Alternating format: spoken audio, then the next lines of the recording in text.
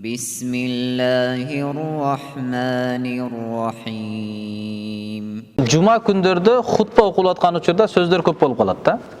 Ал жака отур, таксир келиңиз, бул жерде орун бар деген сөздөр, дагы бир башка кыймыл аракеттер. Ошол шарият негизинен рухсат бербейби? Имам хутба окуп, минбарга чыгып, жуманын баягы амалы болгон хутбаны кылып жатканда эл кандай амалда болуш керек? 4 мазхабтын тең ою боюнча имам хутба окуп жаткан учурда сүйлөө жайыз эмес, рухсат эмес. Сүйлөштүк болбойт. Олтурган элдер эч кандай сөз сүйлөбөш керек. Албетте имам Шафи рахматуллахинин бир сөзүнүн риваятында келген сүйлөсө болот деп айткан.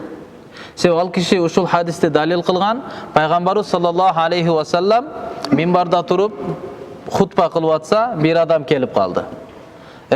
Анан пайгамбарыбыз саллаллаху алейхи ва саллам ага айтты: "Асаллайта, сен намаз окудуңбу?" деди. Десе ал киши айтты: "Кала ла, жок, мен намаз окуган жокмун." Десе пайгамбарыбыз: "Анда тургунда, анда сен намаз окуп алгының" деп пайгамбарыбыз буйруду. Демек пайгамбарыбыз ага сүйлөдү, ал жооп берди. Ошондуктан демек хутба болуп аткан учурда сүйлөсө уруксат деп имам Шафи рахматуллахи ушул хадистен риваят кылды, далил карманат.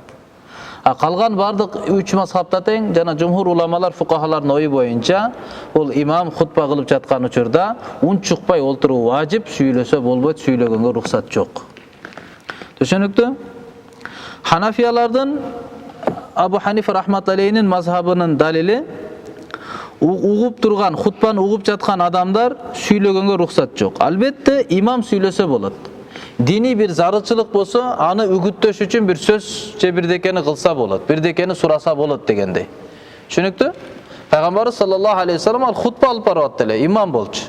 Анан диндеги болгон бир зарылчылыктын себебинен пайгамбарыбыз саллаллаху алейхи ва саллам сүйлөдү. Имам диндин негизинде зарылчылыкка жараша сүйлөсө болот. Бирок имам хутба кылып атканда, булардан эчтеке сурабай жөн эле хутба кылып атканда сүйлөшө берүү бул болбойт дейт. Анан дагы бир маселе туулат.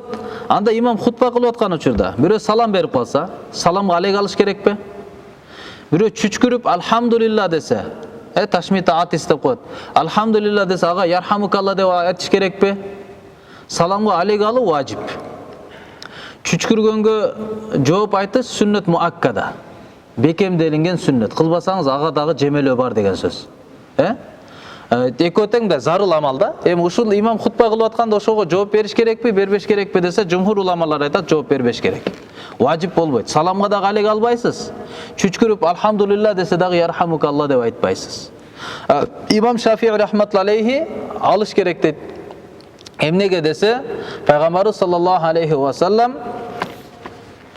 айтып атат, баягы келген адамга намаз окудуңбу деп зарылчылыкка жараша сүйлөп атат, ошондуктан сүйлөгөнгө рухсат дейт. Сүйлөгөнгө рухсат болуп аткандан кийин салам берүү, чүчкүрүүгө алек алуу бул важип амалдар болуп аткандан кийин важипке биротоло рухсат берилиш керек дейт. Важип амалга рухсат берилиш керек дейт. Биз айтабыз жок, рухсат эмес. Эмне үчүн? Себеби пайгамбарыбыз саллаллаху алейхи ва саллам айткан хадистин мазмунунда: "Ман кала яумал жумаа", ким жума күнү сүйлөсө, вал имаму яхтуб, имам хутба кылып жатты эле ошол учурда. Ансит, унчукпа, хутба болуп жатат, сүйлөбө, олтур, бул жерде орун бар деген сөздөр. Ансит, эгерде пайгамбарыбыз айтат, имам хутба кылып атканда, эгерде кимдир бирөө, унчукпа деп айта турган болсо, факад лага, анда ал бекер нерсени кылды, туура эмес нерсени кылды деп айткан. Мындайча айтканда, хутбанын адебине чакыруу бул важип амалдардан. Ал амру бил маруф, жакшылыкка буйруу, адамды жакшылыкка көрсөтүп коюу, туура эмес нерсе кылып аткан адамды туура жолго салып коюу, бул милдеттүү амалдардан, важип амалдан. Важип амалды кылган адамды пайгамбарыбыз айтып атат, бул туура эмес кылды деп атат да. Важип амалды кылып атса дагы туура эмес кылды дейт. Демек важип нерсе дагы милдет болбой калат хутба учурундачы. Бирөө салам айткан болсо, анын саламына алек алуу дагы милдет болбойт, балким унчукпай олтура бересиз. Ошондуктан хутба болуп аткандан кийин кирип келгенде саламды сырттан кыйкырып айтпаш керек. Унчукпай кирип келип, дароо хутбага кошулуп калыш керек. Киргенде 2 ракат намаз окуйбузбу, окубайбызбы? Иншалла эмки сабакта Кудайым буйрса айтып беребиз, анын маселеси бир аз узунураак. Хутба болуп аткан учурда кирип туруп 2 ракат намаз окуш керекпи же окубаш керекпи деген маселе. Анан кээде жумада да байкап калатабыз, адамдар келип туруп аттап калат. Кээде аттайын десең, аттабаганга айла жок болуп калат. Сапга отурайын десең, орун жок, бирок 2-3 саптын алдында бош орун турган болот. Анан ага алдыга жылып өткөнгө туура келет. Ошол шариаттагы болгон көрсөтмөсү кандай?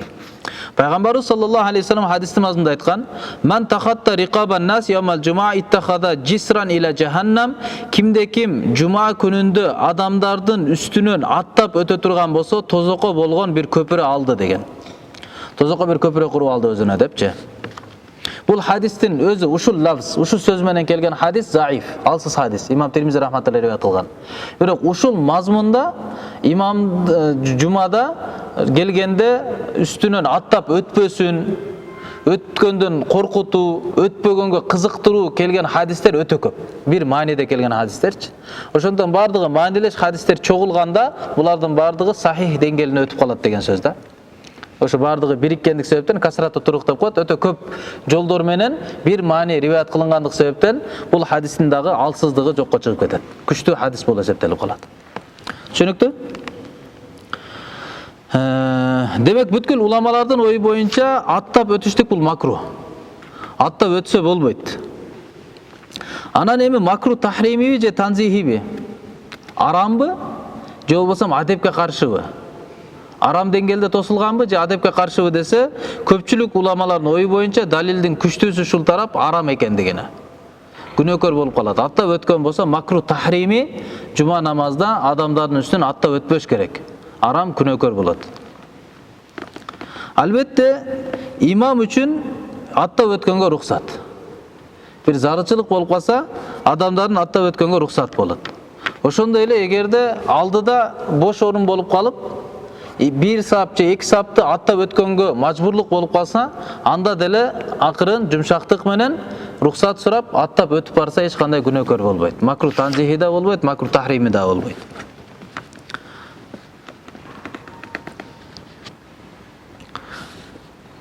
Ошондой. Аллахым баарыбызга амал кылганга мүмкүнчүлүк берсин, иншаалла. سبحان ربك رب العزة عما يصفون وسلام على المرسلين والحمد لله رب العالمين برحمتك. Allah kabul kılsın. Allah razı olsun.